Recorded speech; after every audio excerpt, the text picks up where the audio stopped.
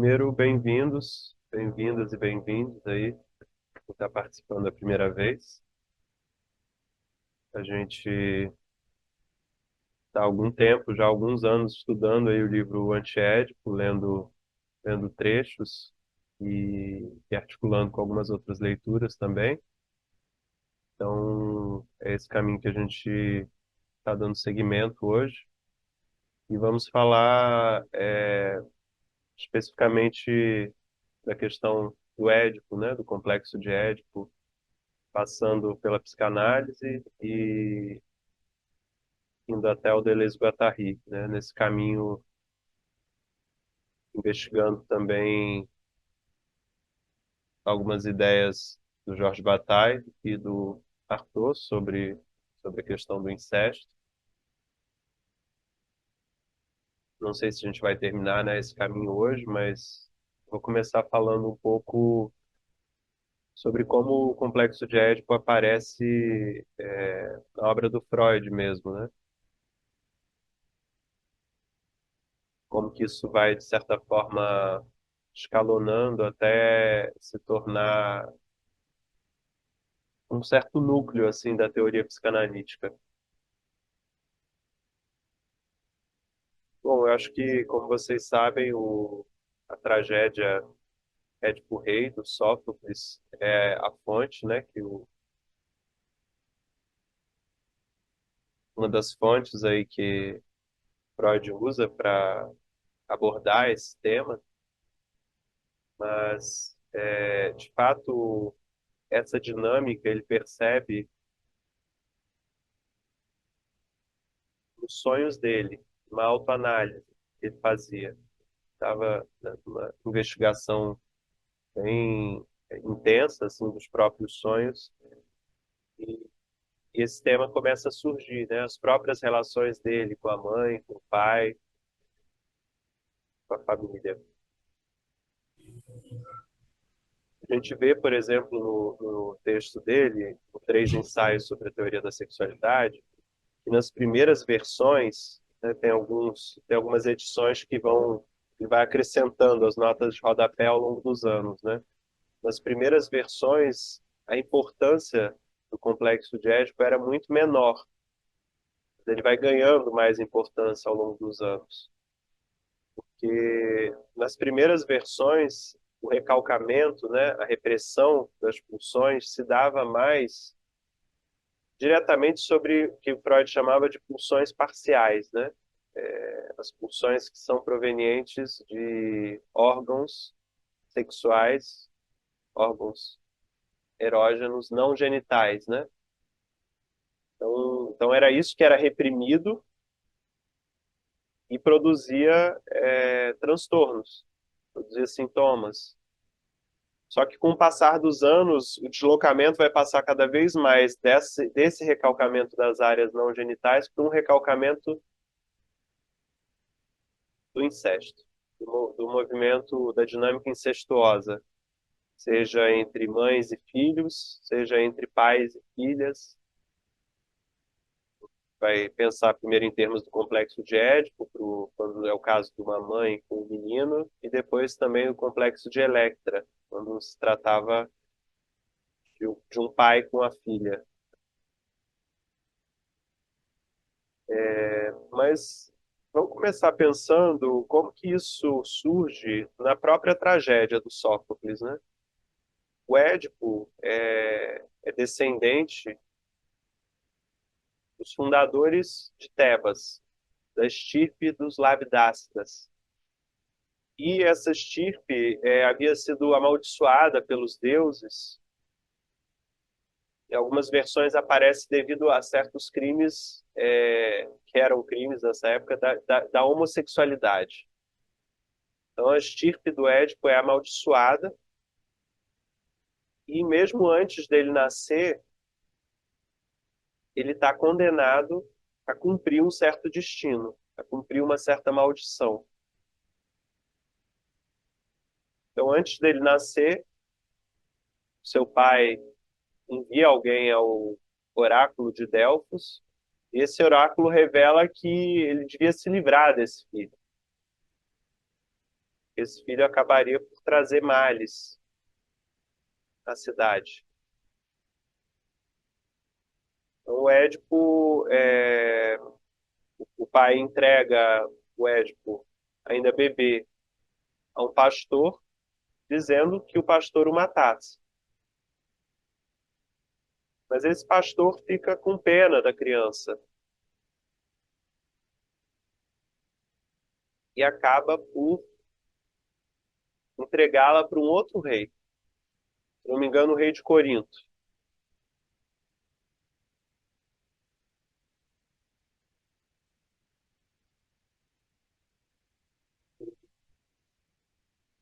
Então o Édipo, como era bebê, ele não se lembra, ele é criado por esse outro rei como se fosse de fato filho desse outro rei. Só que o tempo passa e ele se sente inquieto e acaba indo embora, acaba saindo para viajar. Durante essa viagem, ele encontra uma encruzilhada, ele se depara com alguém que está numa carruagem ali, puxado por cavalos, e tem alguns guardas, que não quer lhe dar passagem. E ele então desafia esse outro homem e acaba por matá-lo.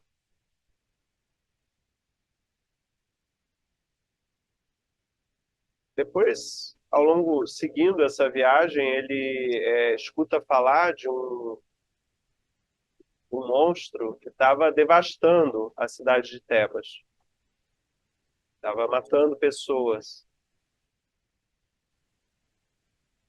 E esse monstro propõe desafios na beirada de um desfiladeiro. Todos aqueles que não resolvem esses desafios, ela mata. É a esfinge.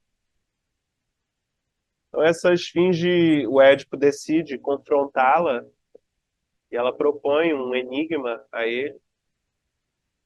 E o Édipo consegue resolver o enigma,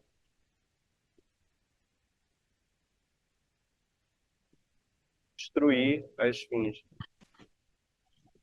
Com isso, ele é aclamado em Tebas.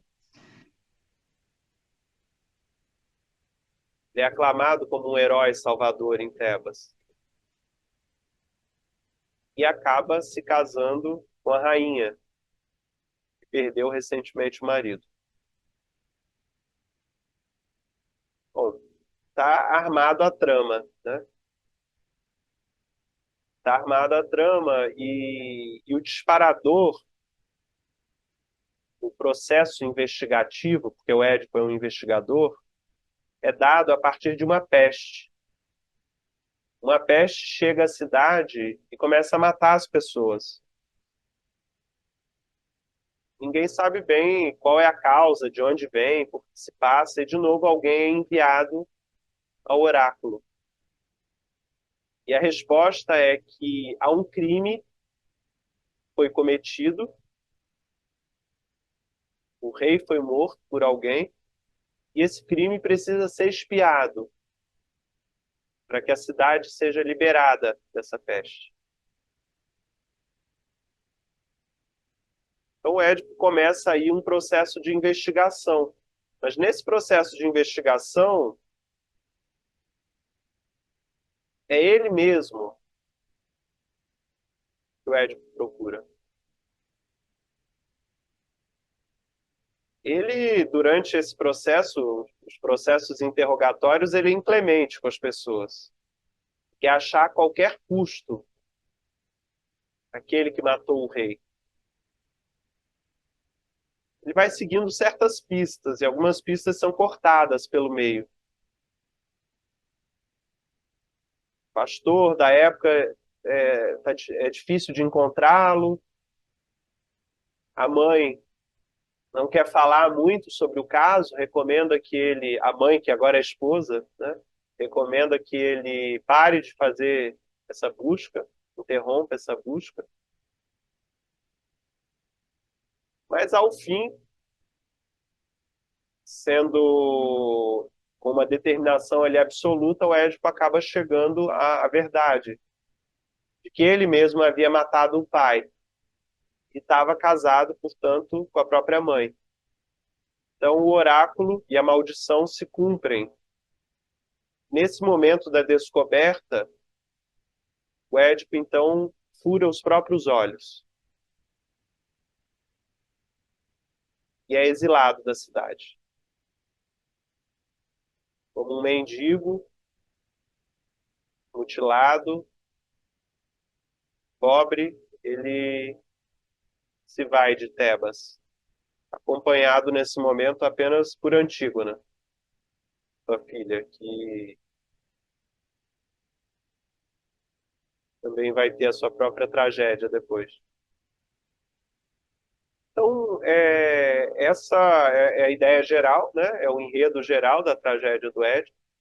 Alguém que, sem o saber, mata o pai e se casa com a mãe.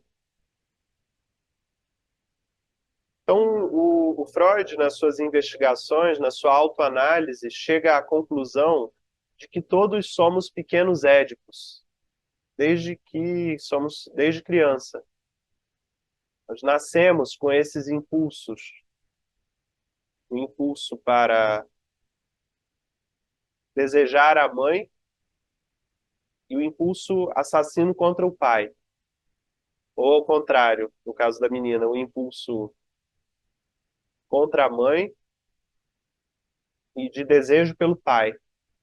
No caso da menina é mais complexo, que a menina começa por desejar a mãe, né, mas depois muda para o pai.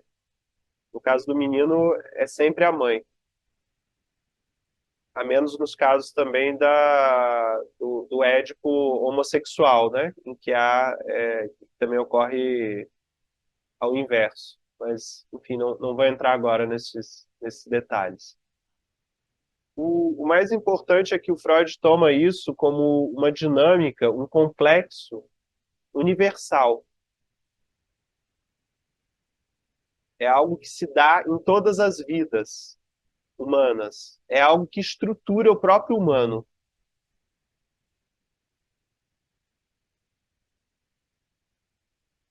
Então, mais adiante, 1914 ou 1915, se não me engano, o Freud vai escrever um outro livro chamado Totem e Tabu, em que ele vai criar uma outra história mitológica, mas que prolonga a história do Édipo, de certa forma, né? Ou ressoa com a história do Édipo, que é a história da horda primitiva. Ele está tentando teorizar sobre como o homem veio a ser homem, como o humano veio a ser humano. E ele vai dizer que, no princípio, éramos como uma horda primitiva, teorizada lá pelo Darwin, em que um pai brutal expulsava todos os filhos machos que nasciam, expulsava os irmãos e retinha para si todas as fêmeas.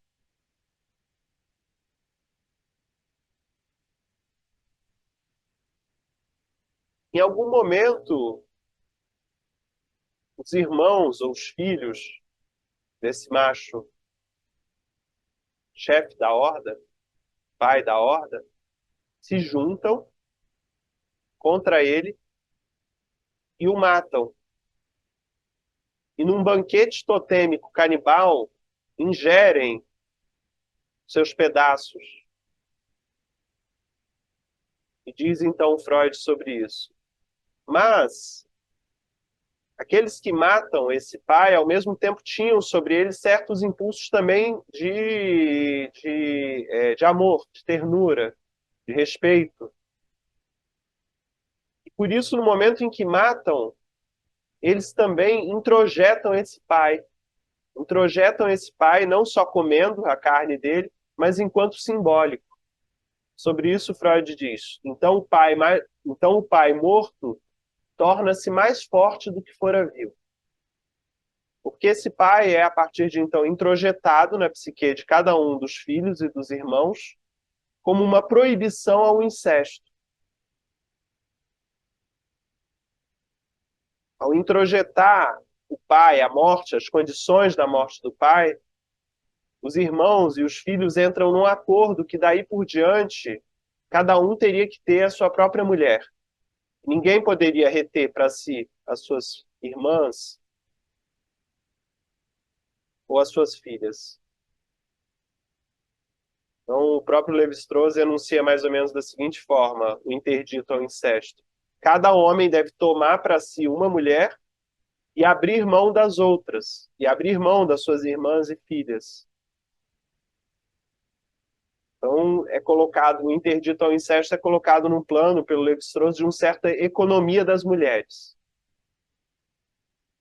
É uma lei que faz com que, como as coisas são trocadas, como as pessoas são trocadas, como os laços de parentesco são organizados.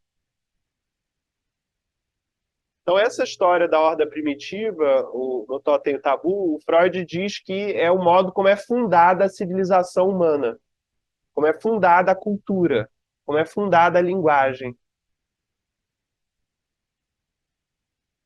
Então, todos nós passaríamos por esse mesmo ciclo, que é, em algum momento,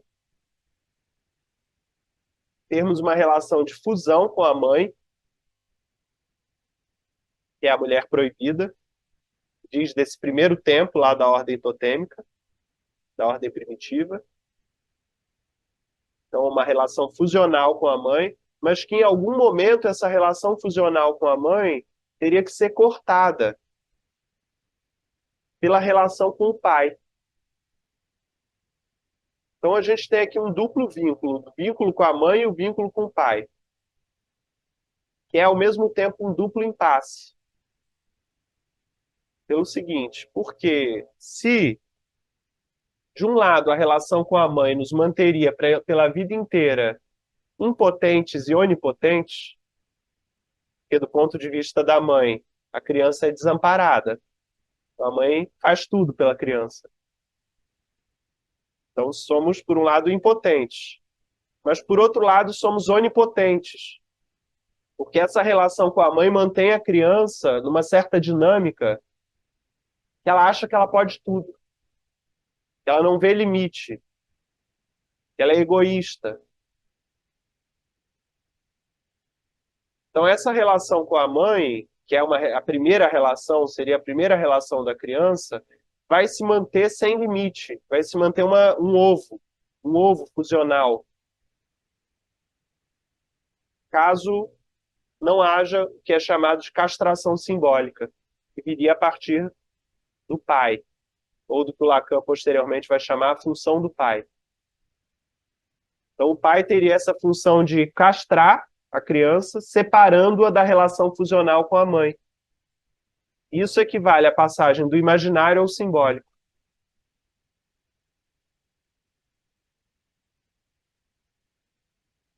O Lacan vai tornar as coisas mais sutis quando ele vai falar que não se trata da mãe, de fato, mas da função materna. Não se trata do pai, de fato, mas da lei do pai, do nome do pai. Mas, do mesmo jeito, essa dinâmica continua funcionando entre esses dois polos. A trindade edípica, a trindade familiar. Filho, pai e mãe, ou filha, pai e mãe.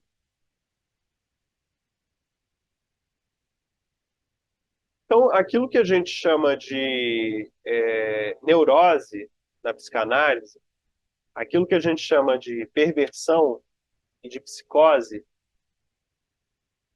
seriam dinâmicas em que o Édipo não está ainda resolvido, não está bem resolvido.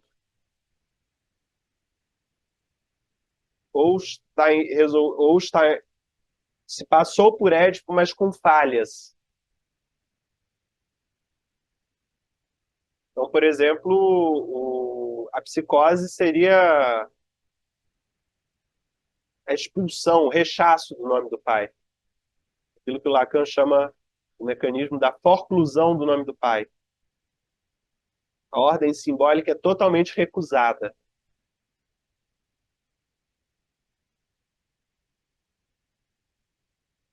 Na perversão, a ordem do pai também é recusada, mas a estrutura perversa é criada a partir da relação com o objeto fetiche. Então, é o fetiche e a denegação, enquanto mecanismo de defesa, que estruturam a perversão. Ainda aí, uma falta de Édipo, uma falta do pai, uma falta do simbólico, ou uma substituição da ordem simbólica do pai pela ordem simbólica do fetiche. Na neurose, o nome do pai é introjetado, só que de modo inadequado, de modo insuficiente. Então, o neurótico seria aquele que não reconhece a falta. Ele não reconhece que é castrado. Os sintomas neuróticos para o Freud são modos de ficar repetindo o incesto com a mãe, repetindo um modo incestuoso de desejar. Por exemplo, o Freud diz sobre as histéricas. As histéricas sofrem das suas reminiscências. Ou seja, há no passado delas questões sexuais que não podem aparecer, que têm relação com o incesto, são recalcadas, então elas ficam sofrendo pela memória. Ficam sofrendo pela memória e para a transformação daquele desejo incestuoso pela mãe ou pelo pai em somatizações. O desejo delas é satisfeito por sintomas somáticos. É assim que elas gozam. Só que essa somatização é o equivalente do incesto. É o equivalente na vida adulta do incesto. É um modo onipotente de se desejar. Já que o meu desejo está recalcado e eu não posso realizá-lo pela via sexual direta, eu crio um substituto para o objeto sexual e gozo através desse substituto. O substituto é o sintoma. O sintoma toma o lugar do objeto sexual, do objeto de desejo. No caso da histérica é a somatização. No caso do obsessivo, são as compulsões e as punições. No caso do fóbico, é a fobia. É o medo, é a evitação.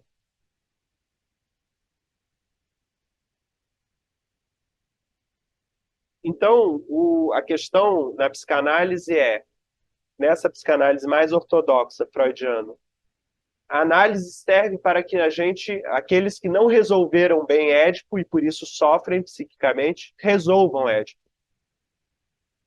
Que a análise mais ortodoxa busca é a resolução do complexo de Édipo. Que não haveria sido bem resolvido, já que continuamos gozando sintomaticamente, por exemplo. A resolução do complexo de Édipo se anuncia mais ou menos dessa maneira. Se continuar no incesto é continuar buscando a completude, buscando a sutura da falta, resolver Édipo implica reconhecer a falta, aceitar a falta.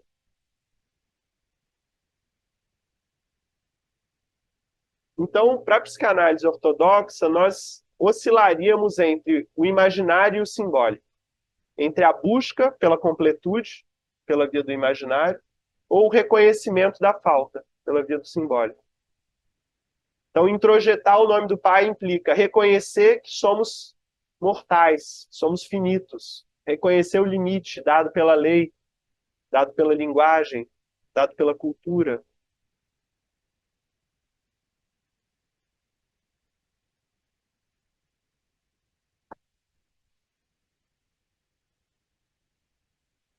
Certamente o Lacan vai tornar toda essa teorização ainda mais sutil e vai entrar em muitos outros detalhes disso. Mas, basicamente, o esquema do complexo de Édipo é isso. Deveríamos passar do desejo incestuoso com relação à mãe ou pai para o interdito ao incesto e o reconhecimento da falta. que tem a ver também com aquela escolha monogâmica de apenas um parceiro ou parceira e a necessidade de abrirmos mão dos outros. Então, de alguma maneira, o Édipo, o complexo de Édipo e a sua boa resolução também tem uma ligação com o patriarcado e com a monogamia. Pessoas que têm compulsão sexual, que ficam desejando outras fora do casamento, fora da relação, seriam neuróticas ou perversas.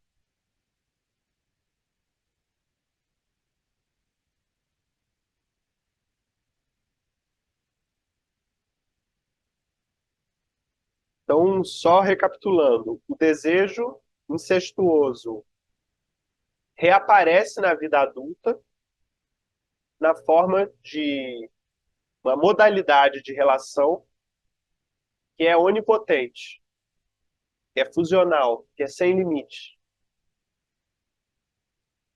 É assim que o incesto reaparece na neurose de um adulto.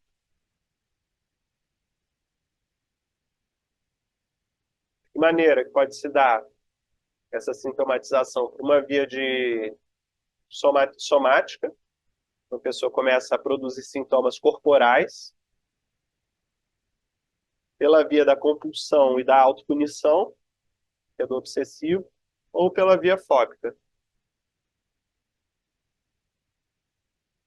Quando um desejo que deve ser recalcado, por exemplo, um pequeno ranço pelo pai, em parte se transforma num medo do pai, um medo dos substitutos do pai, como o cavalo, né? Lá no pequeno ranço.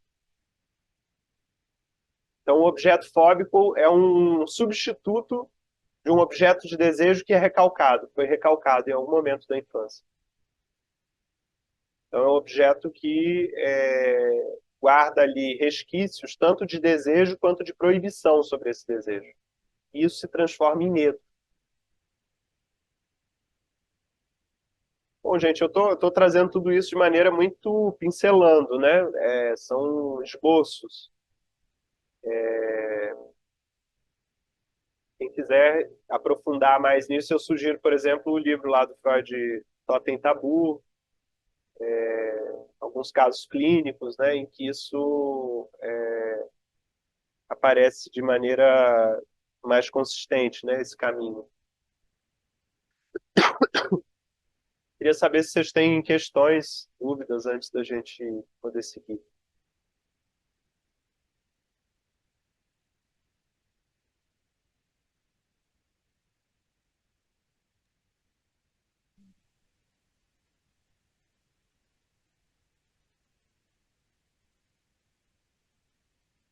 Queira complementar alguma coisa que eu possa ter esquecido.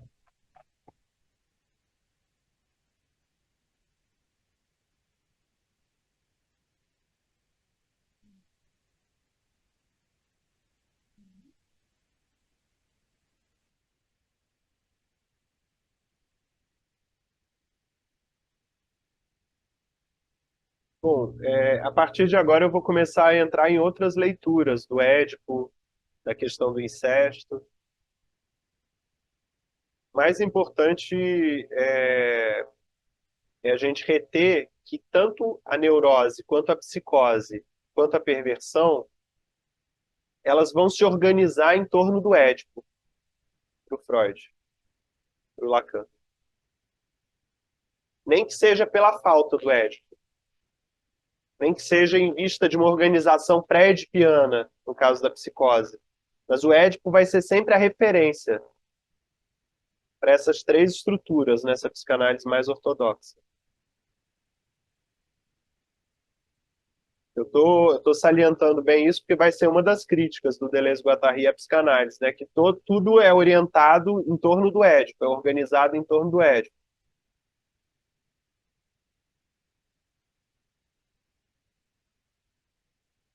A lógica básica a lógica básica é a criança nasce com um impulso, o bebê nasce com um impulso onipotente em direção à mãe, dado que ela é desamparada e precisa da mãe para tudo.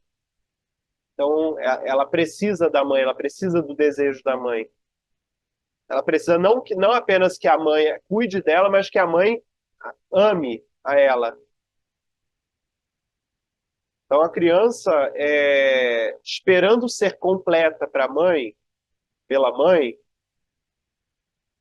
ela também quer completar a mãe. Então, ela é ao mesmo tempo, ela deseja que a mãe cuide dela, mas para que a mãe cuide dela, a mãe precisa amá-la. Ela precisa também ser um objeto suposto completo para a mãe. Então, para ser completa, ela também passa a desejar completar a mãe. É a lógica que o Lacan chama a demanda. Nesse momento, não há uma separação entre a mãe e a criança. É a busca de uma totalidade, é a busca de uma completude. É uma relação fusional. A gente tem ali um bebê egoísta nessa visão e uma mãe que faz tudo por ele. Freud já falava, His Majesty the Baby, né? Sua Majestade o bebê. Então esse é o vínculo com a mãe. Esse é o vínculo que cria o imaginário da criança. Lacan vai explicar lá pela o estádio do espelho como que vai se criar o imaginário da criança na relação com a mãe.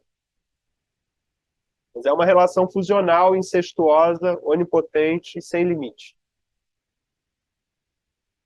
A relação com o pai, ou com a função do pai, não necessariamente a figura paterna, o Lacan vai dizer depois, teria a função de castrar, operar a castração simbólica, operar um corte entre a mãe e a criança. Como que dizendo assim, não, você não pode. Para se viver numa família e para se viver numa sociedade, para se viver dentro da linguagem, há limites, há regras, há interditos e prescrições. Então, essa é a lógica básica, né? Passar de uma relação incestuosa e fusional à castração simbólica e à introjeção da lei. Neurose, psicose e perversão teriam relação com a não resolução do complexo de Édipo, ou uma resolução inadequada. O complexo de Édipo é todo esse trajeto, até a introjeção da lei do pai. Pode falar. É que eu não sei se a dúvida da colega já foi, mas a minha era só que você falou, não consegui anotar aqui. Você não pode, a lógica funcional, ou a introjeção da lei do nome do pai passa pela substituição da lógica funcional pela o que vem nesse esboço. Castração simbólica, introjeção da lei, entrada no domínio da linguagem, reconhecimento das prescrições e dos interditos da civilização, reconhecimento do limite, reconhecimento da finitude.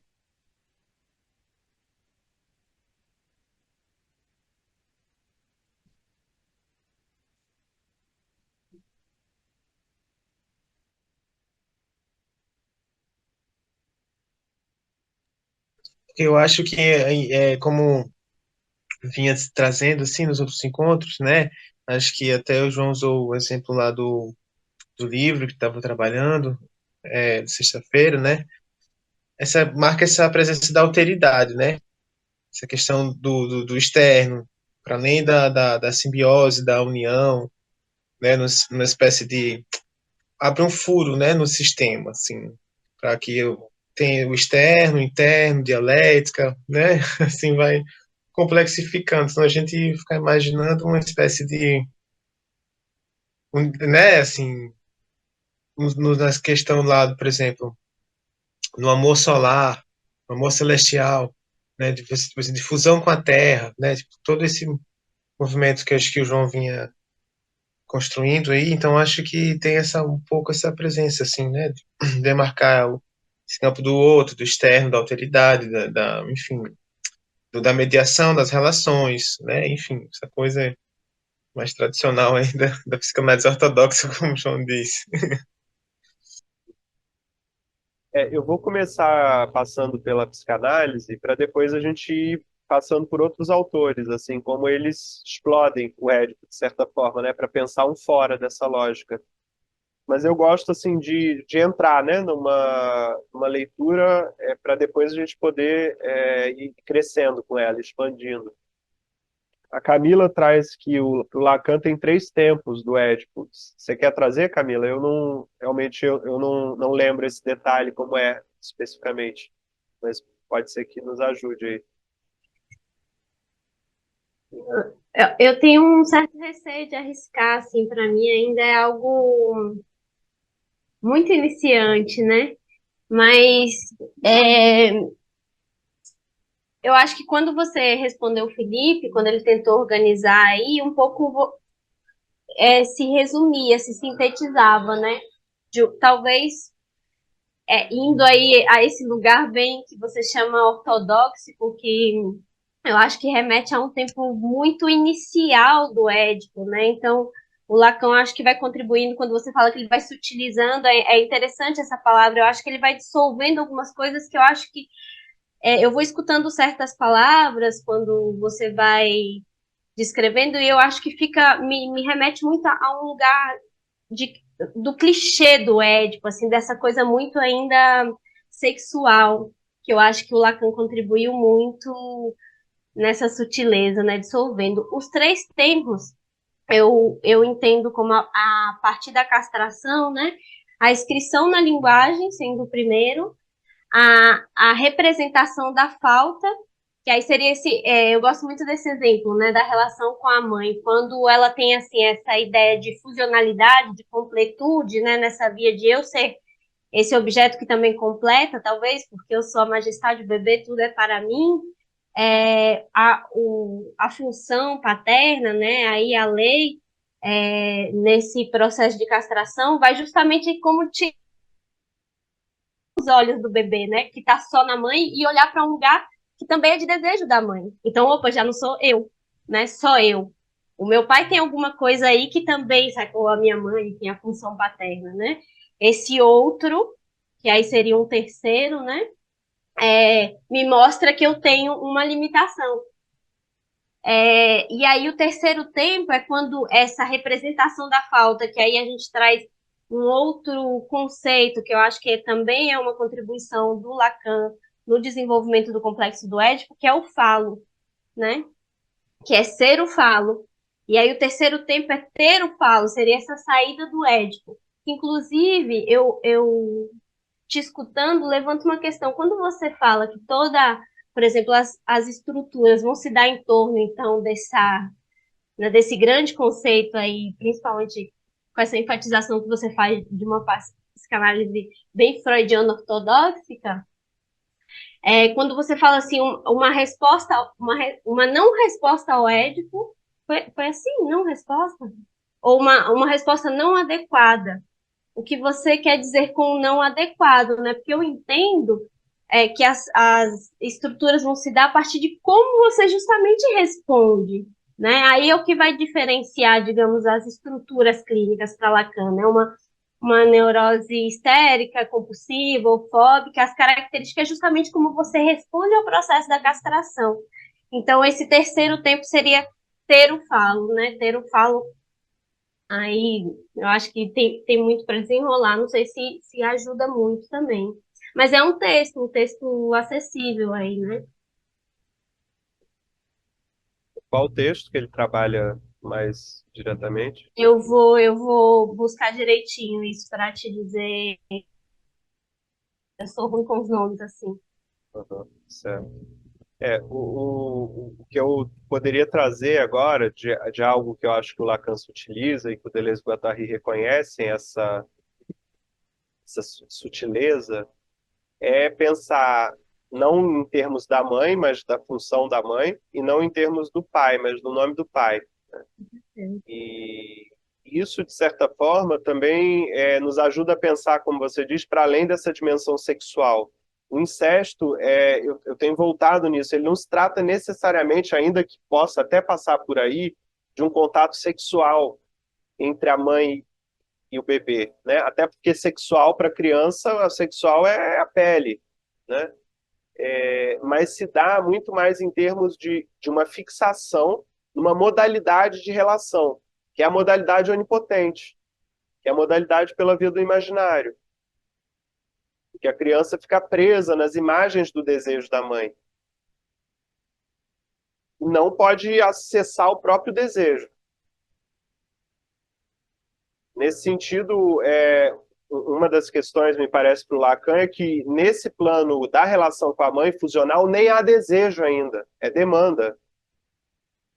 Então, a criança se sente desamparada e faltosa, e ela precisa, ela acha que precisa, então, totalmente da mãe como algo que amarraria, né, essa falta, esse buraco.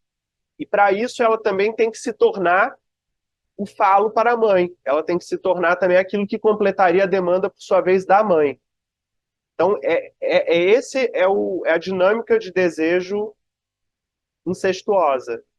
É a dinâmica da demanda, em que um supõe que vai ser completo pelo outro e, por sua vez, então tem que fazer pelo outro, para que também o outro ache que você vai completá-lo.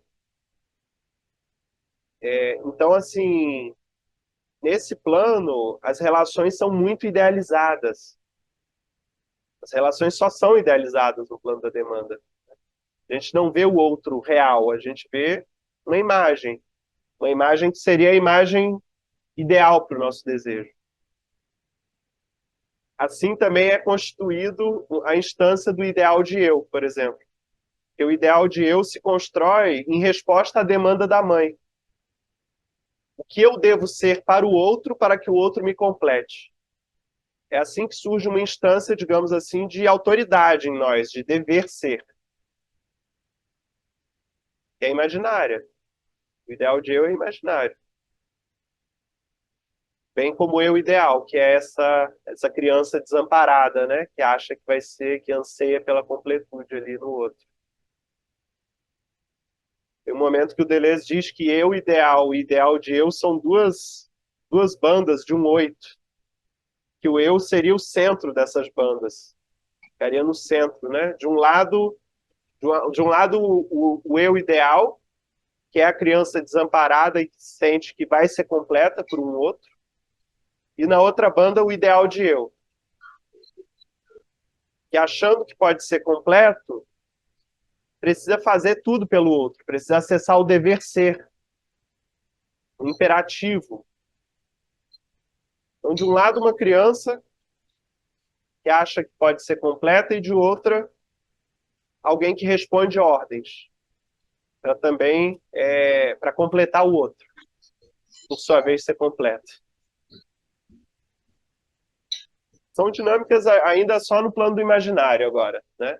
A passagem ao simbólico e ao nome do pai, e ao supereu, na visão não freudiana, mas lacaniana, teria relação com o reconhecimento da falta. O reconhecimento de que eu não posso ser completo, o reconhecimento da finitude, a entrada no domínio da linguagem, o reconhecimento de que não somos o falo para alguém. É uma passagem de uma castração para castração simbólica, né? Então, assim, essa ideia também da função da mãe, né? De tirar da mãe, da pessoa da mãe, toda essa dinâmica. Isso é importante também, porque nem sempre é a mãe biológica que ocupa, nem sempre é uma pessoa só. A própria mãe, no início, ela não é nem uma figura inteira. São fragmentos, são fluxos. Então, essa função da mãe, eu gosto da ideia do Winnicott da mãe ambiente, né? É mais um suporte ali que é dado ou não pelos outros, né? Que cercam essa criança, pelo ambiente que cerca essa criança.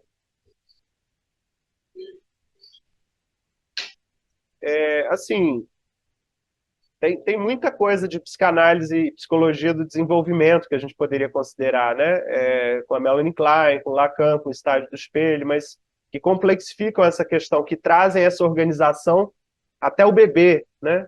O Freud vai pensar já uma criança a partir lá de 3 anos e não teve essa possibilidade de observação, né? Depois a Melanie Klein vai ter, por exemplo.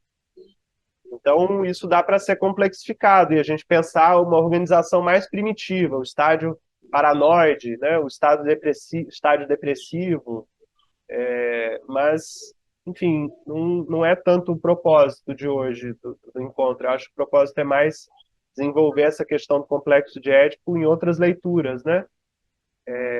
E se fixando mais nessa questão, de um lado, o imaginário, do outro, o simbólico, de um lado, o anseio por essa totalidade, essa onipotência, e de outro, o recalcamento simbólico, né? A castração simbólica.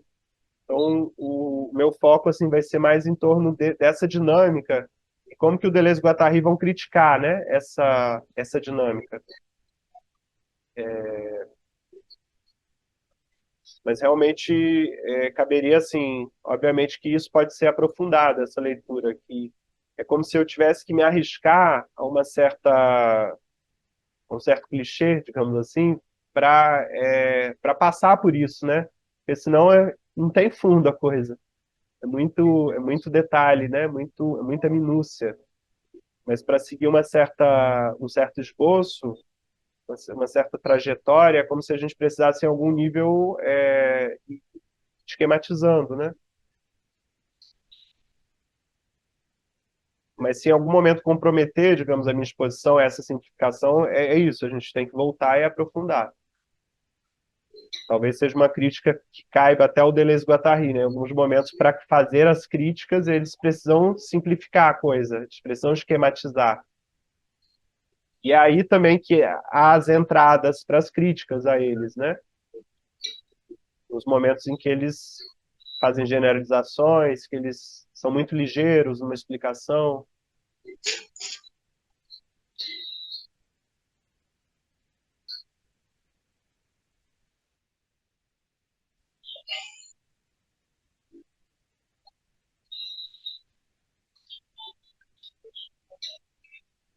Bom, se tiverem mais questões, mais contribuições, a gente pode seguir conversando, senão eu vou passar adiante.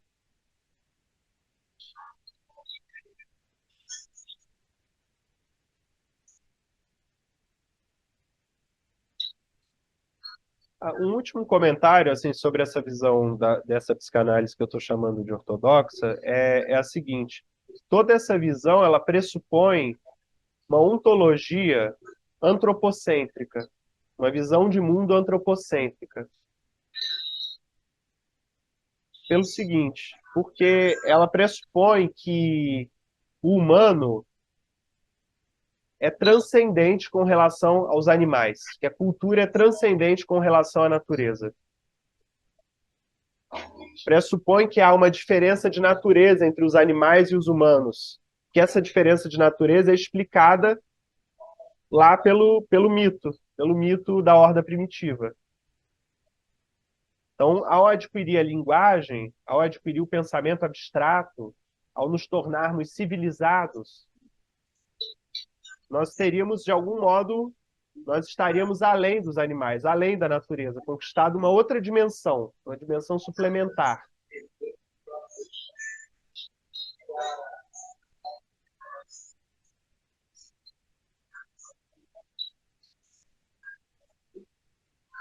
O Viveiro de Castro, no livro Metafísicas Canibais, ele vai dizer assim, que nós, humanos, desde mais de 2000 anos, nós criamos conceitos, nós criamos ideias para falar dessa transcendência.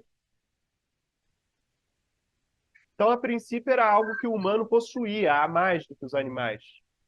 Quantas teorias? É a linguagem? É a razão? É a meta-intencionalidade? É o interdito ao incesto? Então, essas são várias coisas que, ao longo do tempo, foram ditas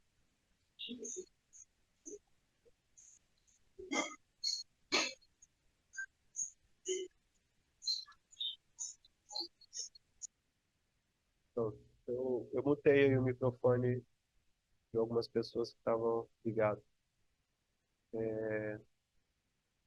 Então, ao longo dessa história da metafísica ocidental, foram dadas várias explicações para justificar a transcendência do humano com relação à natureza. Então, foi dada a explicação da linguagem, foi dada a explicação do pensamento, do mundo das ideias, no Platão. Os animais seriam só corpos, os humanos teriam também o mundo das ideias, teriam acesso também à razão, ao discurso. Em outro momento foi a linguagem, em outro momento foi a meta-intencionalidade, em outro momento, agora já na psicanálise, é o interdito ao incesto. Aquilo que nos diferencia, aquilo nos coloca em outro plano. Então, atualmente, a gente pensando em termos de outras ontologias, dos conflitos ontológicos que estão ocorrendo e estão cada vez mais em pauta, urgentes, né? Na medida em que, de certa forma, o capitalismo vem homogeneizando o conjunto do planeta e criando, digamos assim, uma produção de subjetividade muito massificada. O contato com outras ontologias, com outras cosmologias africanas, indígenas, nos levam também a questionar esses pressupostos ontológicos e metafísicos de que serviu a psicanálise. Porque, afinal de contas, esses discursos, essa diferença ontológica, né, foi, ao longo do tempo, usada para justificar domínios, massacres, escravidão.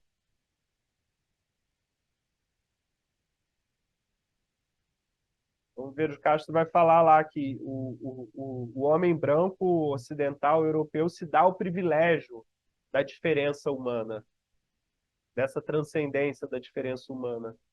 Os outros humanos, negros e indígenas, seriam sub-humanos, segundo essa classificação. Por isso, até poderiam ser dominados, poderiam ser escravizados, não teriam alma. E questionava se eles teriam, os negros, se dizia que não tinham alma, os indígenas era uma experimentação a ser feita. Experimentação bizarra, diga-se de passagem. Então, a psicanálise continua nessa linhagem que vai do Platão, pelo menos, ao Heidegger e o Lacan, que pensa, digamos assim, uma certa negatividade da natureza, uma certa falta na natureza. Teria que ser suprida, digamos, com essa transcendência do humano, com essa passagem a uma outra dimensão, uma separação com essa natureza. Então, numa leitura hegeliana da psicanálise, o desejo surge pela negação da negação. A natureza é uma negação. Só há destruição e morte, e sexualidade desregrada na natureza. Então, já que a natureza é uma negação, nós teríamos que negar a negação. E aí, nesse último avatar aí da metafísica ocidental, aparece uma nova característica do humano. A característica do humano é não ter característica definida. A definição do humano é não ter definição.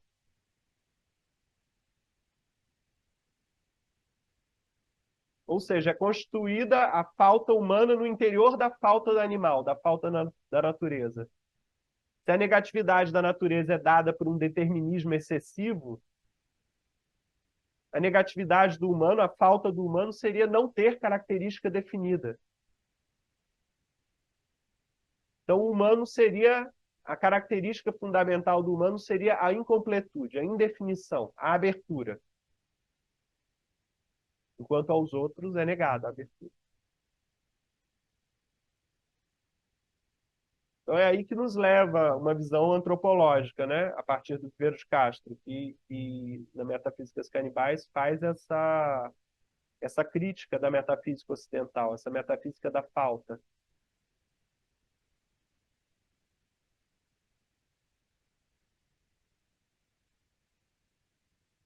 Por exemplo, metafísica ocidental, né? No Descartes, os animais não possuiriam alma, não possuiriam espírito.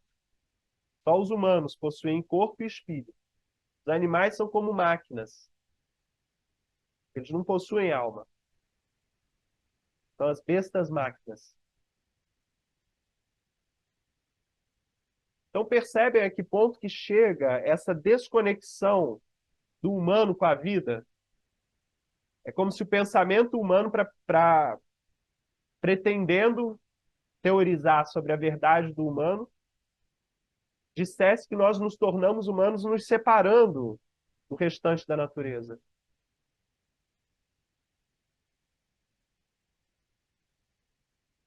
E aí também toda a ideia da psicanálise sobre a cisão psíquica, né, sobre essa cisão irremediável, seria advinda daí também. Essa cisão entre animal e humano, entre corpo e espírito.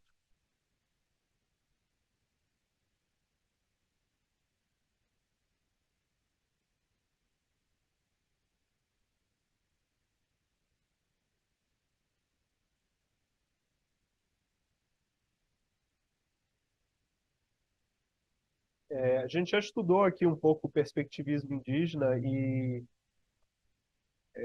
enveredou um pouco por esse caminho, como seria uma resposta a essa metafísica ocidental, né? E na cosmologia indígena não há apenas uma natureza e múltiplas culturas humanas. Na cosmologia indígena há múltiplas naturezas, culturas. Então é uma ontologia perspectivista e multinaturalista, enquanto a nossa seria naturalista e multiculturalista. Só uma natureza e múltiplas culturas humanas. Para os indígenas, há múltiplas naturezas, culturas. Os animais são, ao mesmo tempo, natureza e cultura. As plantas são natureza e cultura. E sem superpor esses conceitos, mas a gente deve pensar também que natureza e cultura implicam corpo e espírito. Sem superpô-los, mas juntar essas definições. É uma maior complexidade. O que era negado aos animais era o espírito, ou mente, ou inteligência, podemos dar outros nomes também.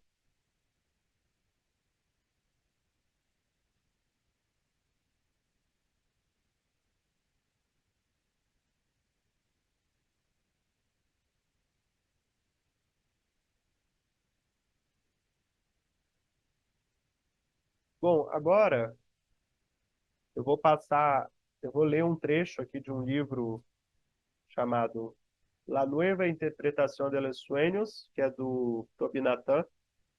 Eu só tenho ele em espanhol, então eu vou fazer aqui uma tradução meio simultânea. Mas é um autor francês, que é um etnopsiquiatra, que ele vai estar falando um pouco sobre o que os gregos antigos pensavam sobre a tragédia do Édipo. Me parece que ele faz isso através de uma leitura dos helenistas, né? O Marcel Detienne, um dos helenistas aí mais clássicos. Então eu vou passar um pouco por essa ideia, né? O que os gregos antigos pensavam da tragédia de Édipo, para ver o quanto isso está ou não próximo do que o Freud faz, né? Da tragédia do Édipo. E depois a gente vai passar uma primeira aproximação aí com a leitura do Deleuze-Guattari. Ao longo dos próximos encontros, eu vou trazer também uma visão do Georges Bataille e do Antonin Artaud sobre a questão do incesto. Para quem quiser, aí eu posso mandar um texto, que é um texto pequeno, que chama Sobre a Crueldade, que é do Kunit Uno, que ele vai distinguir a visão do Bataille da visão do Artaud.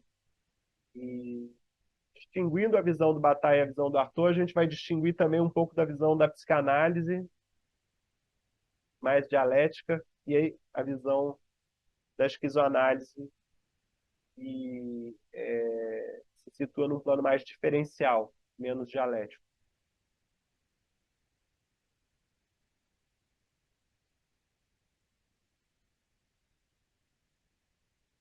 Bom, primeiro a leitura então do Tobi Natan.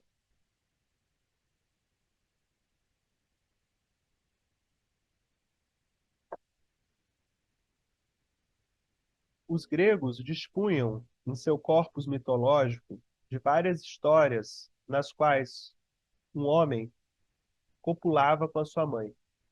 A mais conhecida é, evidentemente, a de Édipo, em que, segundo a lenda, como todo mundo sabe, matou seu pai e se casou com sua mãe. Essa história conheceu um grande número de variantes. A que sobreviveu, imortalizada na tragédia de Sófocles, Édipo Rei, narra que, por não haver sido criado pelos seus pais, os quais o abandonaram ao nascer, por causa de uma profecia, Édipo cresceu longe de sua terra e, portanto, ao cometer os seus atos, ignorava que era seu pai a quem matou e a sua mãe com quem se deitou. Para um grego da antiguidade, essa história era claramente mitológica e certamente nada exemplar. Não continha nenhuma mensagem implícita do tipo: somos todos pequenos Édipos. Bem ao contrário, Édipo formava parte desses heróis fundadores de cidades de destino excepcional, a quem contemplavam com estupor e deferência. Evidentemente que se buscavam explicações simbólicas às ações de tais heróis. Por exemplo, circulava a teoria segundo a qual o conjunto do mito de Édipo ressaltava o amor do homem pela sua pátria, aquela que o havia visto ao nascer. Assim, Édipo, criado longe da sua terra, poderia ter passado feliz seus dias em Corinto, protegido pelo rei do lugar e seguramente herdando o reino. Mas não é isso que ocorre. Sem sequer saber, uma força irresistível o chamou a Tebas, sua cidade natal, onde finalmente chegou e onde matou o rei, seu pai, e se casou com a rainha, sua mãe. Para um grego antigo, Édipo era a representação exacerbada do amor pela mãe pátria, um amor que chega suficientemente longe até se expressar sexualmente. Não apenas voltou a Tebas, a cidade em que nasceu, senão que voltou de forma total e absoluta, até o ponto de penetrar no ventre da sua mãe, de onde um dia saiu. Desaparecer ao final da sua vida tragado pela terra, mãe, e formar parte do terreno sobre o qual se elevava a cidade. Portanto, o mito edípico, tal como o percebiam os gregos da antiguidade, considerava a cópula com a mãe como alegoria de atração da terra-mãe, e o caminho recorrido e o caminho tomado por Édipo como uma demonstração do caráter ineludível do retorno.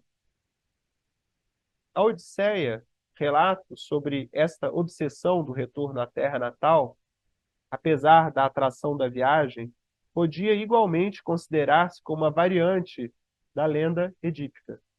Os gregos estavam manifestando, impressionados com essa história.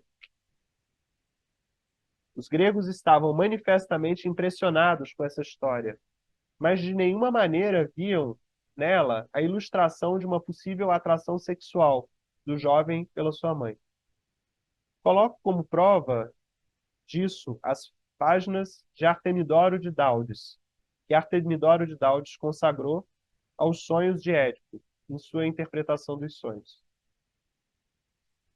Então, algumas citações aqui do Artemidoro de Daudes, que foi um onirocrítico, né? Era alguém que interpretava sonhos na antiguidade. Se penetra a mãe nos sonhos, carne contra carne, na posição em que alguns consideram conforme a natureza, enquanto que ela está viva,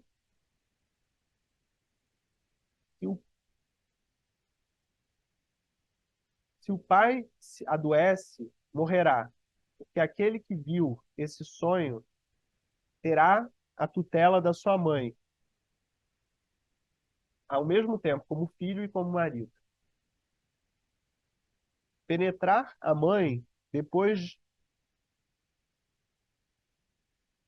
de rodeá-la não é bom, porque a mesma mãe se voltará contra aquele que sonha e contra a pátria, incluso contra a matéria.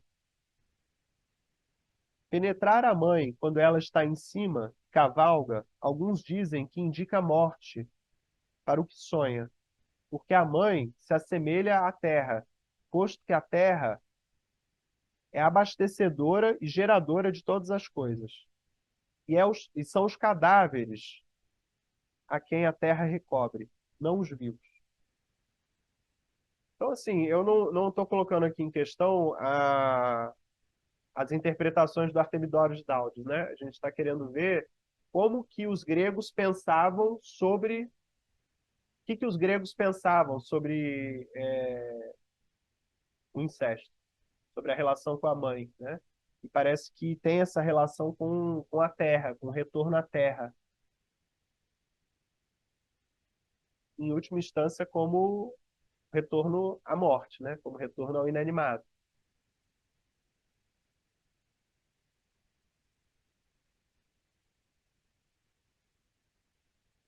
De certa forma, apesar do Tobi Nathan estar tentando se contrapor aqui ao Freud, a interpretação do Freud do complexo de Édipo, eu acho que, de alguma maneira, a explicação psicanalítica ela engole a explicação do Tobi Nathan também. Porque a atração pela mãe, na psicanálise, a atração pelo retorno ao útero, ela é atrelada pela pulsão de morte. Seria a pulsão de morte essa tendência na direção do inanimado, da natureza, do animal. Então, o Tobi Nathan está tentando aqui tirar da interpretação, sair da interpretação sexual e pensar como um retorno à Terra. Mas a interpretação psicanalítica engole isso, porque ela considera, de fato, que essa tendência ao incesto, essa tendência é, em última instância, atrelada pela pulsão de morte, atrelada por uma tendência ao retorno ao inanimado, um retorno ao ventre materno, um retorno ao centro da terra, à dissolução da matéria.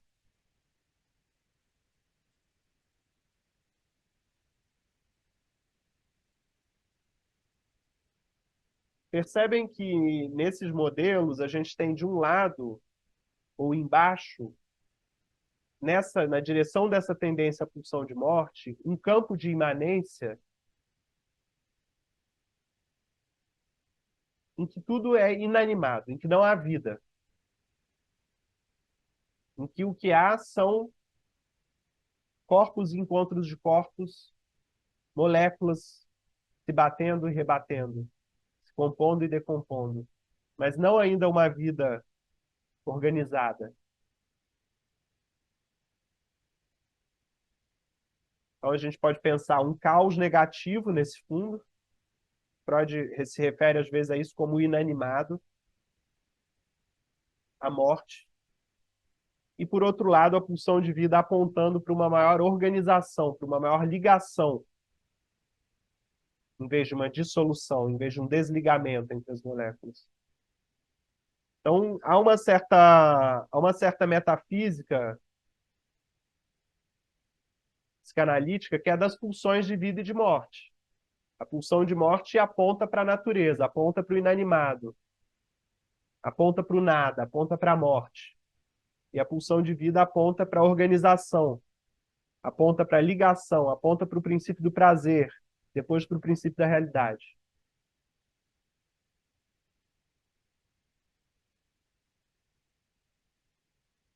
Eu estou ressaltando isso, gente, esse fundo que o Freud vai pensar, esse fundo inanimado, porque o Deleuze e o Guattari vão pensar de outro modo esse fundo inanimado.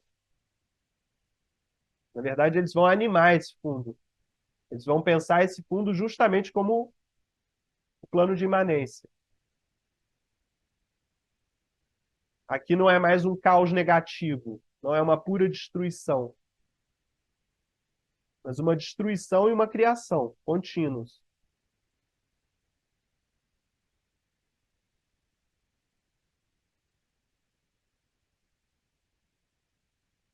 Então, isso que na psicanálise ortodoxa remete ao incesto, ao retorno, à regressão, a gente vai ver que na esquizoanálise vai remeter ao retorno ao plano de imanência, ou acesso ao plano de imanência, a conquista do plano de imanência. E isso se dê em termos do chamado incesto, já é outra questão, a gente vai ter que repensar a questão do incesto. Mas, em todo caso, não é pelo simbólico. Não é por uma via de reconhecimento da falta. Mas também não é pela via do imaginário. Não é pela vista de um tudo pode. Não é pela vista em vista de um desejo onipotente. Mas a psicanálise só nos dava essas duas saídas, imaginário ou simbólico. Então, a esquizoanálise, por meio dos estudos, principalmente com psicóticos, né, na clínica das psicoses, vai nos dar a pensar um plano de imanência maquínico que é originário, que é anterior ao imaginário simbólico.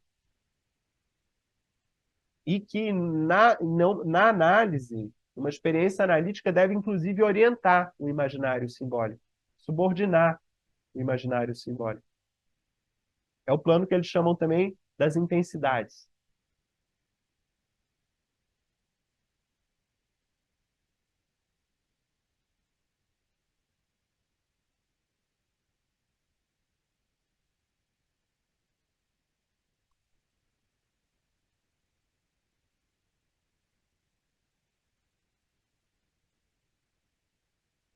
Eu vou ler um trecho do Antiédipo, que a gente já trabalhou há alguns meses atrás, mas que vai marcar bem assim a crítica deles, né? Eles estão falando sobre o double bind. O double bind é melhor traduzido, me parece, como duplo vínculo. Indica o vínculo materno e paterno na psicanálise. Duplo vínculo. Eles estão dizendo que o duplo vínculo é também o duplo impasse. Então, é um duplo obstáculo para alguma coisa. Então, eles vão descrever o double bind, dizendo assim: o double bind não é outra coisa senão o conjunto do Édipo. É nesse sentido que Édipo deve ser apresentado como uma série, ou como oscilando entre dois polos: a identificação neurótica e a interiorização dita normativa. E se o esquizo se produz aqui como entidade, é apenas como único meio de escapar a essa dupla via, na qual normatividade é tão sem saída quanto a neurose, na qual a solução é tão obstruída quanto o problema. Parece que o próprio Freud teve uma viva consciência do quanto Édipo era inseparável de um duplo impasse, no qual ele precipitava o inconsciente. Com efeito, lê-se numa carta de 1936, dirigida a Romain Rolland. Tudo se passa como se o principal, no sucesso, fosse ir mais longe que o pai, e como se fosse sempre proibido que o pai fosse ultrapassado. Fecha a citação da carta. Isto é ainda mais visível quando Freud expõe toda a série histórico-mítica. No extremo, Édipo está ligado pela identificação assassina. No outro, ele está religado pela restauração e interiorização da autoridade do pai. Restabelecimento da ordem antiga num novo plano. Fica claro, portanto, só se deixa um polo de Édipo para passar a outro. Não se questiona sair dessa alternativa, neurose ou normalidade.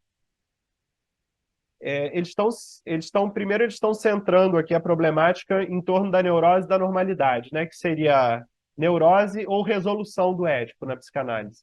A normalidade aqui teria relação com uma melhor adaptação, digamos, ao Édipo, uma melhor passagem pelo Édipo. Né? Não sei se algum analista chega a usar essa palavra normalidade, mas o Deleuze-Guattari colocam normalidade no lugar dessa resolução do complexo de Édipo. Essa boa resolução.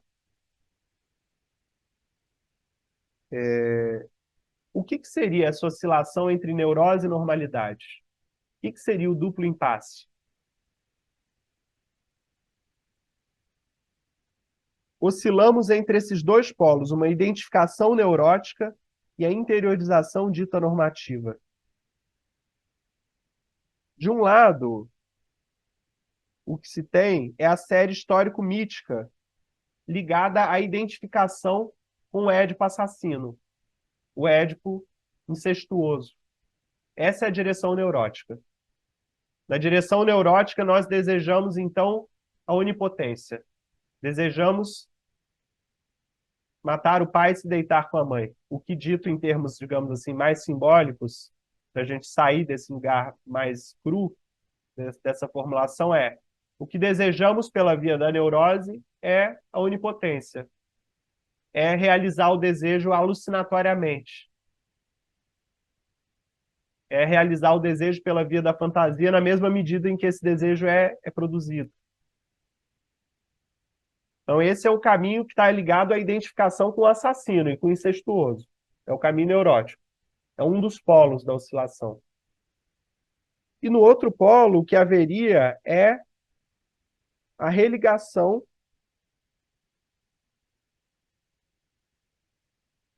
pela restauração e interiorização da autoridade do pai. Restabelecimento da ordem antiga no novo plano. Esse outro polo da oscilação tem a ver com a castração simbólica. Tem a ver com o Édipo quando fura os olhos. Se pune pelo incesto e pelo patricídio. Então restaura a antiga ordem no novo plano. Quando vai fazer, digamos, a sua deriva no deserto, até poder morrer, então ser sepultado. Então, de um lado, nós temos, olha o que o Freud manda para o Romain Rolland: tudo se passa como se o principal no sucesso fosse ir mais longe que o pai, como se sempre fosse proibido que o pai fosse ultrapassado. Então, o imaginário nos impele a ir mais longe que o pai, a matar o pai e se deitar com a mãe, nesses termos mais crus, né? Mas se trata da onipotência. O imaginário nos impele à onipotência. E o simbólico diz que é proibido a onipotência. O imaginário nos diz que devemos suturar a falta. O simbólico diz, mas é impossível suturar a falta. Então, para o Deleuze-Guattari, a análise ortodoxa, a psicanálise ortodoxa, bascula, oscila entre esses dois polos. E esses dois polos constituem o duplo impasse da experiência analítica.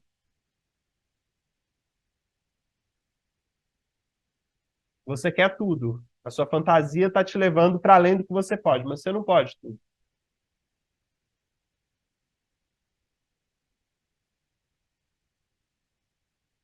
Como a gente vai ver, o Deleuze e o Guattari pensam que o desejo maquínico, o desejo enquanto produção, ele é desfigurado por essa dinâmica. Ele é desfigurado por essa oscilação.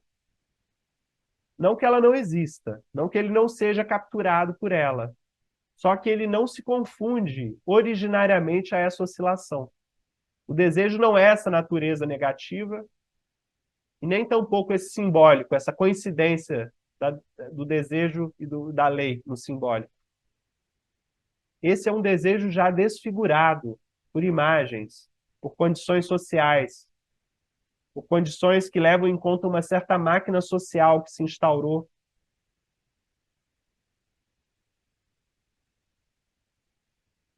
Então, o Deleuze e o Guattari vão dizer que não é que o Édipo não exista, não é que o complexo de Édipo não esteja aí, não esteja funcionando. É que se limitar a ele, é que dizer que o desejo humano se confunde com ele, é evitar pensar, é uma incapacidade de pensar que o desejo é revolucionário, que o desejo é avaliador, que o desejo é singular, que o desejo é uma pragmática. É como se, para o Deleuze e Guattari, essa basculação entre o imaginário e o simbólico produzisse subjetividades conservadoras, limitadas, tradicionais, digamos assim, normalizadas. Porque o simbólico ainda seria uma forma de dizer assim, mas você não pode tudo, você não pode querer o impossível. E para eles isso se instaura como uma ideologia da falta. Uma ideologia profundamente vinculada à família, profundamente reacionária e subordinada ao Estado.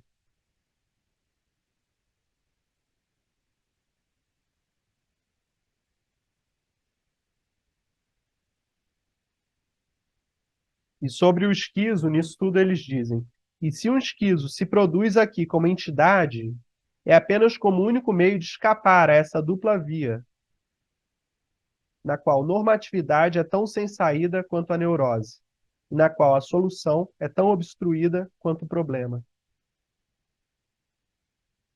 Então, o esquizo seria uma tentativa desse desejo maquínico buscar uma saída a esse duplo impasse. Mas ele é transformado numa entidade nosológica, né? Ele é transformado numa estrutura clínica, porque justamente numa sociedade em que os caminhos já estão delineados do que se pode ser, do que se pode dizer, do que se pode acreditar, do que se pode pensar, do que se pode sentir, o esquizo vai ser cada vez mais empurrado, digamos assim, para um lugar de inexistência, de descrença. E todas as alucinações e delírios vão ser colocados num plano negativo, de menos realidade. E o que eu acho que o Deleuze-Guattari questionam não é que o delírio e a alucinação não existam, ou é que eles não são propriamente um erro de percepção, mas são uma percepção criada em certas condições políticas, sociais, da ordem do recalcamento, da ordem dos movimentos de desejo, dos movimentos moleculares de desejo, dos povos derivando sobre os continentes. Eles falaram assim, bom, eles, de algum modo, parafraseando, eles questionam assim, parece que os analistas não escutam o delírio, porque eles querem sempre relacionar o delírio ao pessoal, ao familiar. Mas quem escuta um esquizofrênico vê que o esquizofrênico delira as religiões, ele delira os espíritos, ele delira Deus e o diabo, ele delira as figuras da história mundial, nomes da história, os animais.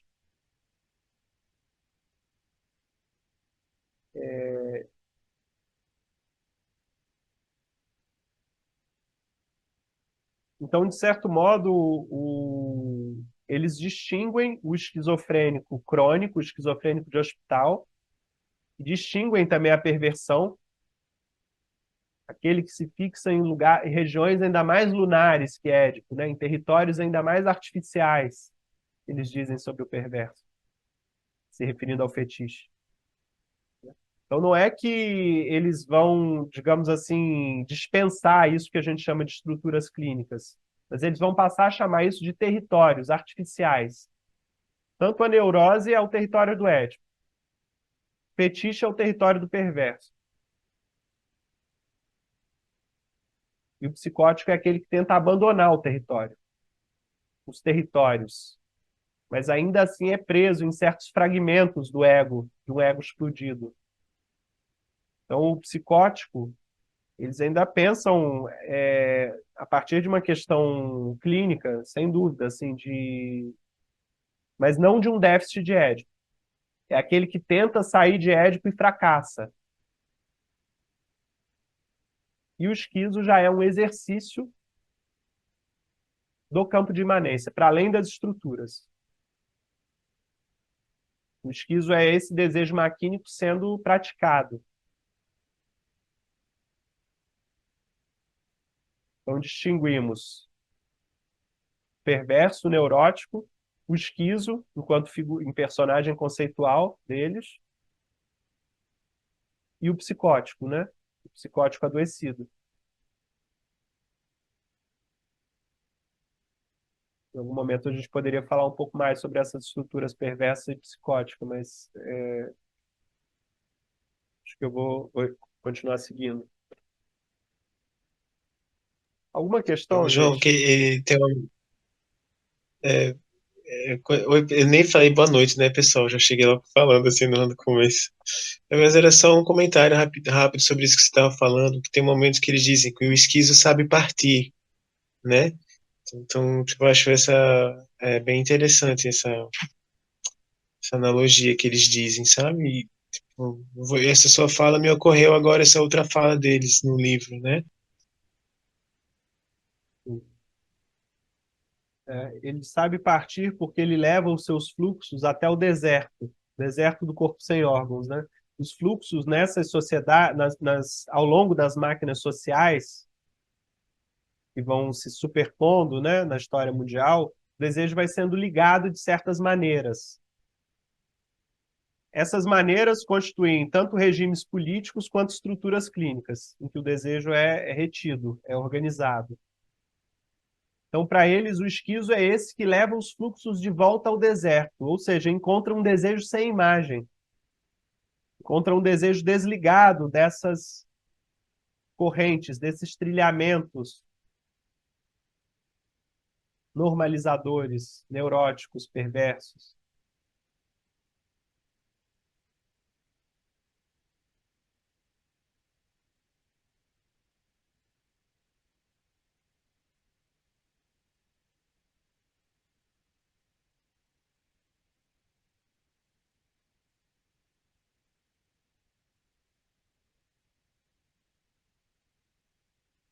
Saber partir é também saber deixar o plano dos ideais, né? O plano dos ideais em nome de um real que é oscilante. O real que é paradoxal. Então, por exemplo, como partir de uma relação com alguém, seja amorosa ou de amizade, em que essa relação, num plano de afinidades reais, ela já não funciona, mas se continua guardando uma imagem daquela relação.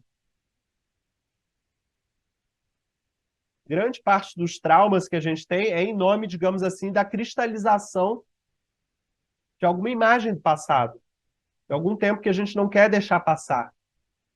O trauma é um tempo que não passa. E é desse tempo que não quer passar que a gente precisa partir. É também o amor fati do Nietzsche. É o amor é o sim, é o destino. É o dizer sim para aquilo que acontece. Estar à altura do que acontece. Para não ficar sintomatizando num passado melancólico, agarrado num cristal de tempo lá do passado, ou num futuro ansioso, esperando que algo mude, esperando que o tempo passe logo. Esse saber partir tem relação também com a vis ativa, a via ativa do desejo, plano dos atos.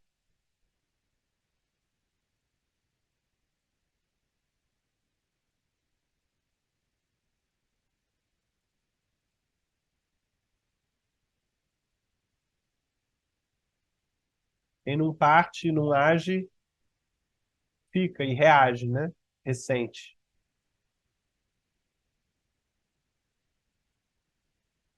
Pelo que não foi, pelo que deveria ter sido, pelo que foi e não é mais.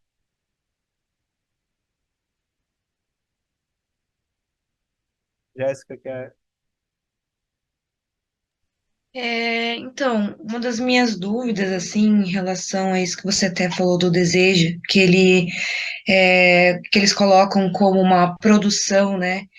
Eu tenho bastante dificuldade de entender como que fica essa questão do social nisso tudo, porque o capitalismo, ele abocanha todos os desejos, né? É uma criação, tipo, a gente produz desejo, cria desejo, e o capitalismo vai se colocando como uma produção de lucro em cima desses desejos.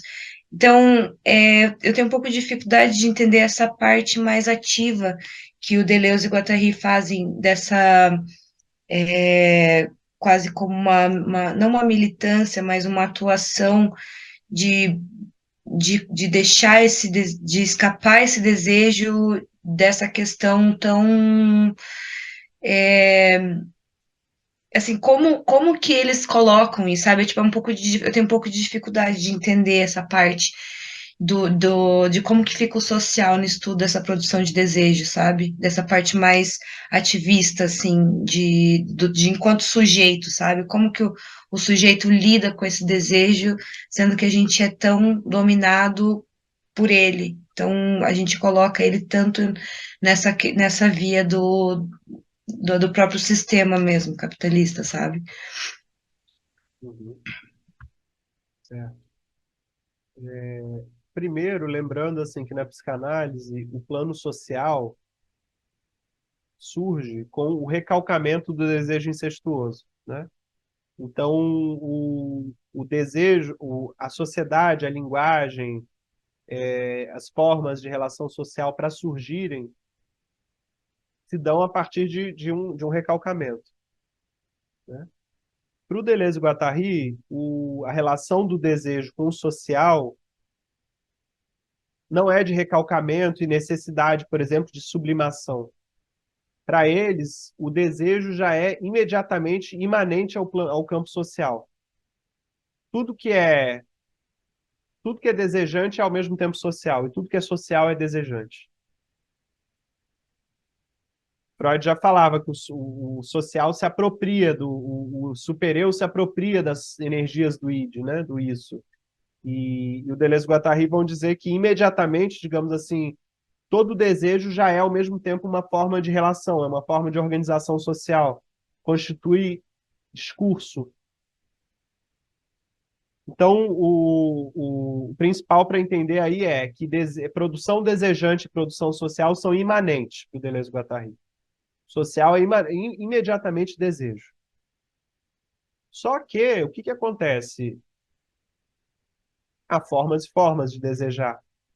E os sócios, a característica mais importante de um sócio, de uma máquina social, o modo pelo qual ela se distingue é o modo com o qual ela liga os desejos. Então, o Deleuze e Guattari vão passar pela história mundial e vão falar de 3 regimes de signos ou máquinas sociais, que são selvagens, bárbaros e civilizados ou capitalistas, que seriam diferentes formas de ligar o desejo. Desde o início, o que se tem medo, o que se repele, é esse desejo desligado, é esse desejo que eles chamam de revolucionário, é esse desejo em estado selvagem. Então, os sócios precisam ligar esse desejo. Precisa constituir séries, sequências, modelos, códigos. O modo como é feito isso na produção, na máquina social selvagem, é o modo da codificação. A codificação do desejo. O desejo é codificado, territorializado e distribuído em segmentos. Nesse momento, para o Deleuze e Guattari, a Terra, enquanto a indivisível, não é ainda repartida em territórios. Então, o modo como os selvagens ou primitivos se distribuíam na Terra é o modo de segmentos.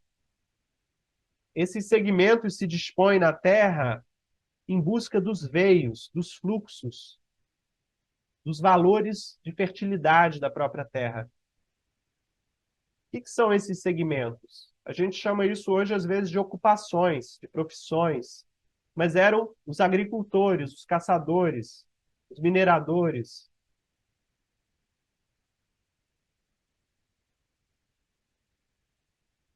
As pessoas se distribuíam sobre a Terra atrás de fluxos de energia. Então, uma família, por exemplo, chega um dia na beira do rio e aprende a pescar um certo peixe que isso pode suprir aquela família. E eles se instalam naquele lugar e passam a desenvolver ali na beira daquele rio uma linhagem. E o pai vai ensinando para o filho aquela ocupação de pesca.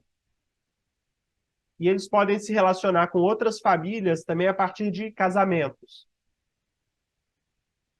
Então, a gente tem segmentos aqui que passam adiante por filiação e por aliança social.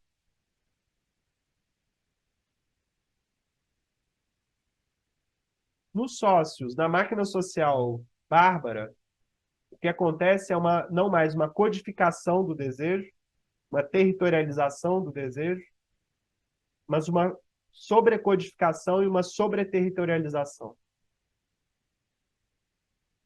Agora não é mais por linhagens, por segmentos, não é mais atrás dos veios, dos fluxos de força que as pessoas se distribuem na Terra.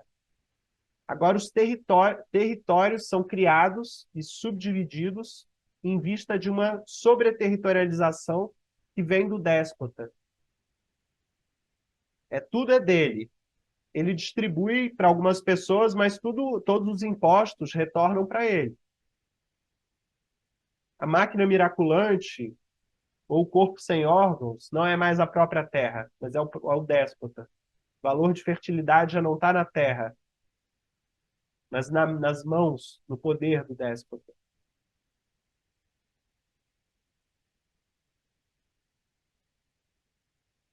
Aqui, cada vez mais, é ele que escolhe como esses fluxos se distribuem. Ele, enquanto aquele que tem uma ligação direta com Deus, ele que é o Filho de Deus, o representante de Deus na Terra. Então, a fertilidade, o valor de fertilidade estava na Terra, agora vai para as mãos dele. É ele que tem o poder, por exemplo, de convocar a chuva, de convocar a boa colheita. É por isso que tudo vai e volta para ele. Tudo sai dele, brota dele, enquanto representante de Deus, então tem que retornar para ele como imposto. Bom, e em seguida a gente tem os sócios, a máquina social, o regime de signos capitalista, que vai descodificar e desterritorializar os fluxos. Porque se antes as coisas se distribuíam em torno das próprias forças, em territórios atrás dessas forças, depois uma sobrecodificação dos territórios em vista do déspota, agora, cada vez mais, aquilo que distribui as pessoas sobre a Terra é algo cada vez mais abstrato. São cifras bancárias, são oscilações do mercado, são valores monetários cada vez mais desligados da vida, desligados de um valor de troca, ou melhor, de um valor de uso real. Pessoas antes trocavam por escambo, ou faziam uma da outra alguém que deve, né? Ou alguém que doa. Objetos que possuíam um uso, um valor de uso, uma ferramenta, por exemplo, ou um valor cerimonial, um valor que nos conecta com os deuses, por exemplo, nos conecta com os espíritos. Esses valores de uso e cerimonial, eles vão se perdendo ou vão sendo relativizados em função do que o Deleuze-Guattari chama um equivalente geral, que é o dinheiro. O dinheiro passa a ser o valor de todos os valores, aquilo pelo qual se troca tudo. Experiências, alimentos, objetos, instrumentos. Só que a posse desse capital, ou a conquista desse capital, primeiro está nas mãos dos nobres, aqueles que receberam por herança. Mas isso vai cada vez ganhar mais força com a divisão entre capitalistas e proletários. Os donos dos meios de produção que exploram dos proletários a mais-valia e vão reter, então, cada vez mais esse dinheiro e fazer cada vez mais dinheiro com isso.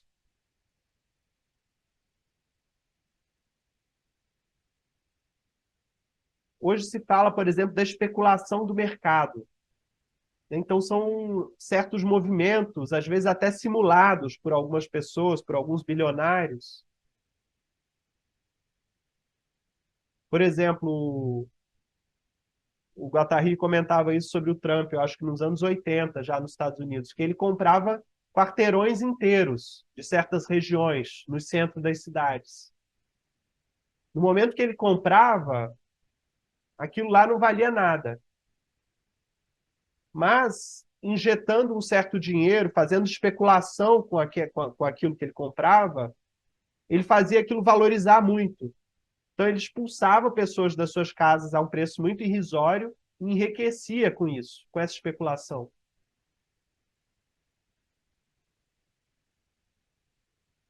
Hoje a gente tem essas Bitcoin, por exemplo, né? A coisa vai se tornando cada vez mais abstrata, cada vez mais distante do trabalho, daquilo que produziria imediatamente, por exemplo, um valor para o Marx, né?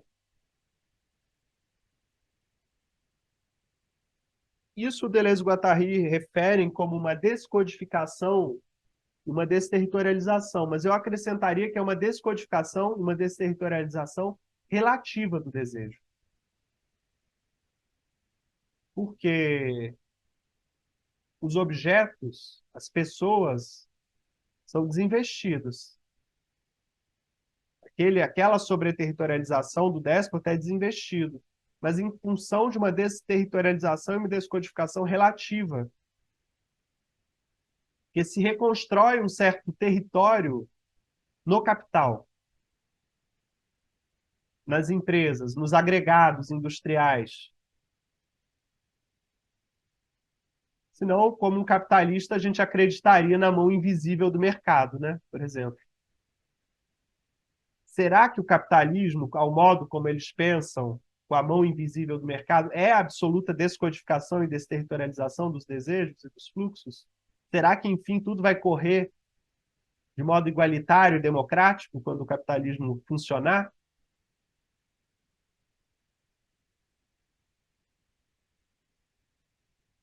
Eu não acredito nisso. Então, por isso que eu penso que é uma descodificação e uma desterritorialização relativa, que os territórios são refeitos, os fluxos são de novo presos, de maneiras ainda mais insidiosas.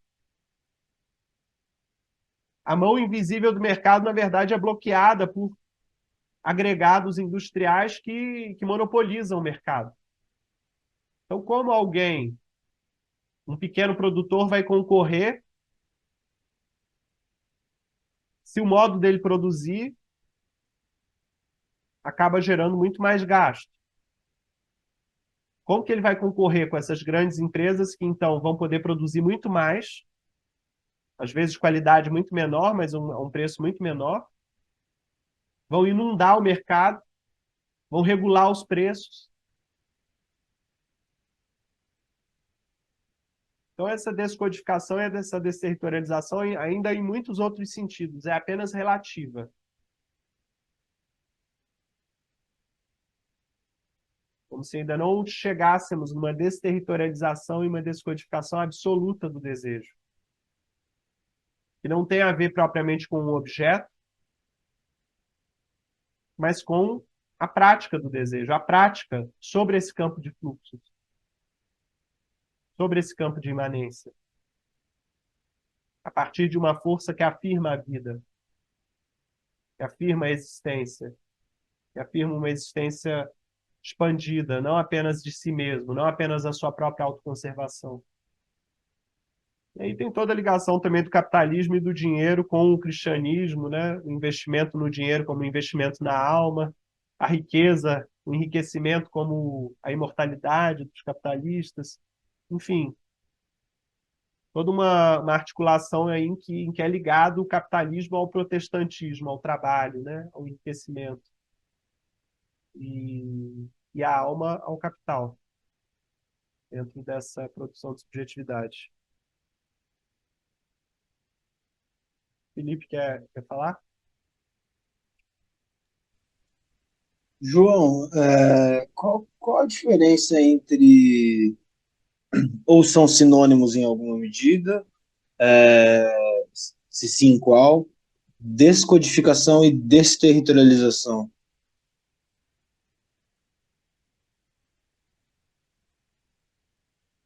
A gente já falou sobre isso em algum momento, assim, para se tornar mais preciso, a gente teria que voltar Mas, assim, o código tem a ver com códigos, por exemplo, de conduta, de ação. O território tem a ver com o espaço real, modo de distribuição no próprio espaço. Essas coisas se interligam, mas elas também têm uma diferença. Por exemplo, o que seria a codificação entre os primitivos? A codificação é o código de conduta, os códigos de conduta entre os Yanomami, por exemplo, são muito estritos. É uma codificação. Tem prescrições e interditos muito bem delineados. Mas esses códigos, eles não são feitos pelo Estado, eles não são feitos pelo rei. Esses códigos vão sendo criados pela comunidade, a partir daquelas relações que eu falei de filiação e aliança social. Já entre os bárbaros, essa sobrecodificação, esses códigos de conduta são criados pelo déspota. Por isso que é sobre, é de alguém que vem de cima. Por isso que o Clássico escreve o livro também, Sociedade contra o Estado. Ele está opondo esses sócios primitivos a um sócio já bárbaro, imperial, ou até capitalista. Sociedade que recusa o Estado é que recusa essa sobrecodificação dos códigos. Agora, pensando a territorialização. Eu dizia para vocês que os primitivos se distribuem sobre a Terra em segmentos, né? Buscando os veios de força, as linhas, a fertilidade, a caça. Ora, isso implica que, em algum momento, uma família chega em algum lugar atrás desses fluxos e territorializa, cria um território ali. O pescador que cria uma vila ao lado do rio. O caçador que tem um acampamento. Beleza? Guattari dizem, já o caçador, já o que a gente chama de caçador-coletor, ele já tem um acampamento adjacente.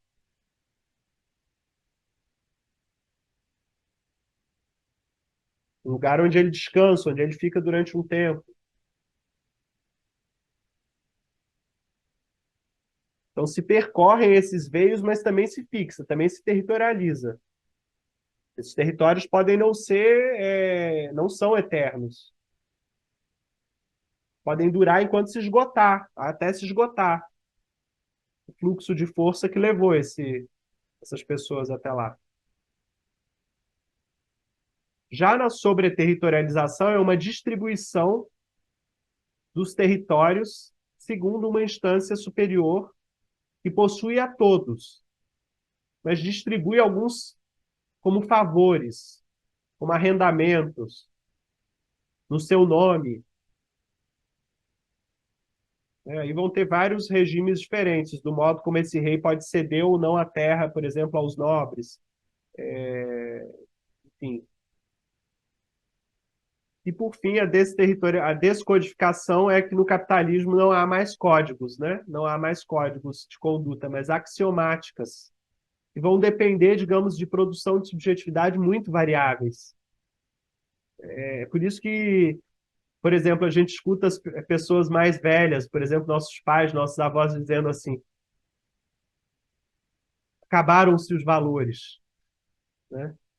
É uma fala reacionária, mas é uma fala também assustada diante de uma sociedade em que, assim, que a gente não sabe mais o que pode e o que não pode, porque são tantas axiomáticas, são tantos valores tênues, criados em grupos, criados em clãs, criados em tribos, criados em segmentos diferentes de pessoas.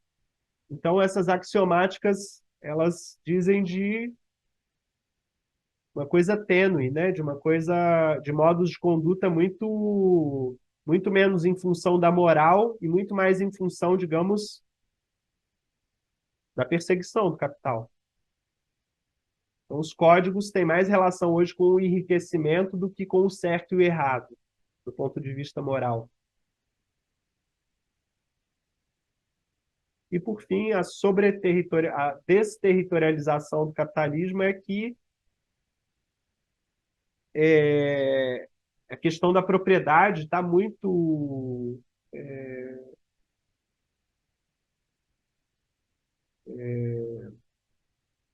volátil, né? Como eu disse no exemplo lá do Trump, de um dia para o outro, certos territórios podem passar de uma mão de uma pessoa para outra, segundo o quê?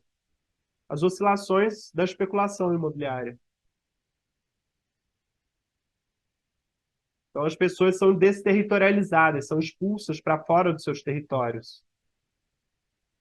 Então, os fluxos de imigração que a gente presencia hoje têm relação com isso.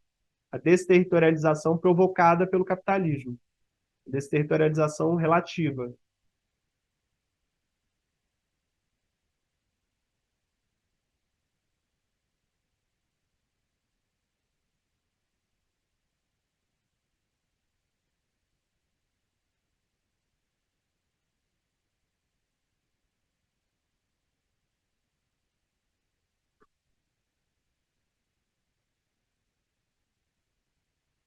Bom, gente, eu vou parar por aqui hoje. Se vocês tiverem mais questões e comentários, aí depois eu termino falando o que a gente vai fazer, onde a gente vai na semana que vem.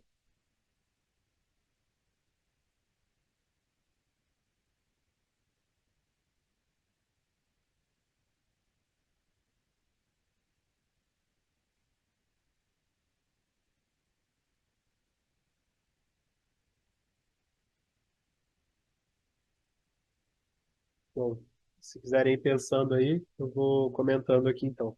Na semana que vem, eu pretendo então trazer um trecho daquele texto que eu falei do Punit Uno sobre a crueldade, em que ele vai opor a concepção de incesto no Artaud e no Georges Bataille.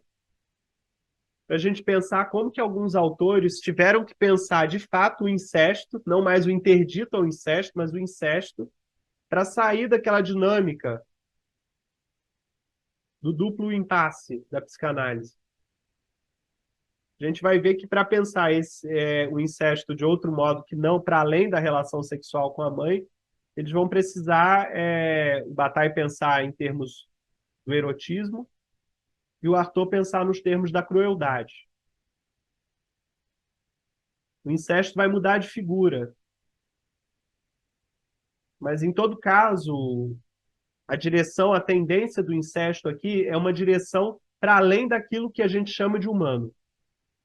Como pensar para além dos limites que foram colocados para aquilo que a gente chama de humano. Então a gente vai passar por esse texto do Punit Uno, eu vou trazer também um trecho do livro Minha Mãe, do Georges Bataille, e a gente vai seguir no Antiédipo na página 213, do capítulo O Limite. Vou dar uma olhada nas perguntas aqui que foram sendo colocadas.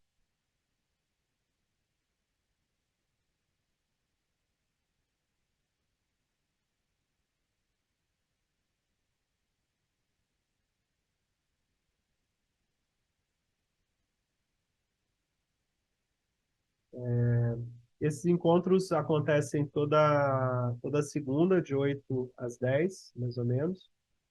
E é um grupo que já está reunido aí, agora acho que tem mais ou menos uns 4 anos. E a gente já leu alguns livros juntos e estamos aí no Antiédipo já há alguns anos, porque a gente faz leituras de alguns trechos e também vai derivando, né, para outros autores, autoras, vai complementando essa leitura com interlocutores, né, do Deleuze e Guattari. Então, a gente está numa dinâmica aqui meio interminável, né, mas justamente porque não tem começo, meio e fim, né, então as coisas vão surgindo. E o valor do grupo, no momento, é R$ 130 por mês, uma contribuição aí que eu peço para estar participando toda semana. E os encontros são todos gravados, né? E eu disponibilizo a gravação. É isso. Se tiver mais alguma dúvida, eu fico disponível lá no WhatsApp depois também para responder. A Jéssica está perguntando qual o autor do livro, do texto sobre a crueldade é o Kunichi Uno, é um filósofo japonês. Eu posso, Desculpa, falei errado. eu posso enviar depois para quem quiser esse. É um fragmento, né? São 8 páginas, eu acho, sobre a crueldade.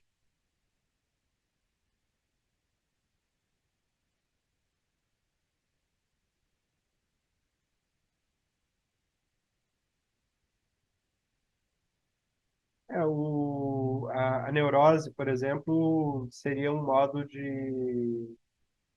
Teria relação com uma territorialização do desejo. Desejo territorializado, digamos assim, territorializado, em alguma medida sobreterritorializado, sobrecodificado, né, um modo, digamos assim, padrão de se desejar, né? Um modo padrão, ou modos aceitáveis. E,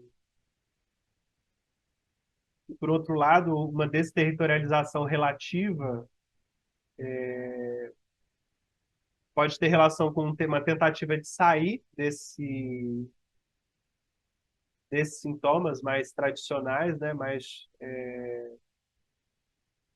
que implicam os interditos, em vista de um fascínio pela transgressão, por exemplo. Eu estou dando um exemplo agora bem específico, né? Uma pessoa que vive sobreterritorializada e sobrecodificada por um ideal moral, por uma moralidade cristã. E um dia ela começa a ter acesso, por exemplo, pela via de algumas amizades, a outras imagens do desejo. E ela liga o desejo à transgressão, por exemplo. O desejo ao tudo pode, o desejo à onipotência. É uma desterritorialização daquele desejo. É uma desterritorialização relativa daquele desejo que estava sobrecodificado. Mas é ainda assim um certo lugar de padecimento, um certo lugar artificial. Porque o que rege o desejo ainda é uma imagem, ainda que seja o avesso da lei. Ainda está preso à lei pelo seu avesso. Então, a gente teria que ver por exemplos, né, muito precisos, assim, pensar essas questões. Mas é possível usar, eu acho, essas categorias conceituais aí para pensar as neuroses, né, a perversão. Deleuze e Guattari chegam a dizer da perversão uma territorialidade artificial, ainda mais artificial, ainda mais lunar do que Édipo, né? Estão se referindo aos fetiches, né? Quando o perverso vai se reportar a uma ordem estrutural, a uma ordem territorial, em que o território dele, o território em que ele sente o desejo dele funcionando, é um objeto.